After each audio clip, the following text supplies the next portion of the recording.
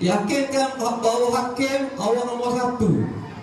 Kalau awak tak yakinkan hakim, awak akan dapat nombor 2, nombor 3. Faham?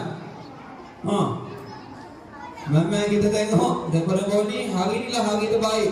Setakat ustaz dengar awak berdikir ni. Okey? Tak pernah latih budak dikir. Dikir barak bahasa Arab dulu. Wakil Terengganu banyak kali kok. Okey, wakil Terengganu, wakil Johor. Sorry, wakil Johor. Banyak kali kok. Okey, lepas tu percussion, mic mesti ada dekat percussion. Awak solo mic mesti kat bibir. Sebab tadi tenggelam timbul suara.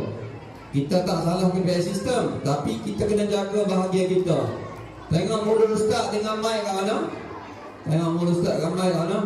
Tepek semua tak lari ni awak.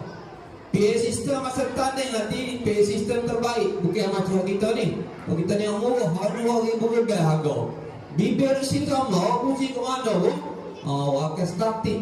Suara di sini sama. Faham? Jangan. Tak sih. Itu kat sini sama ni. Nampak?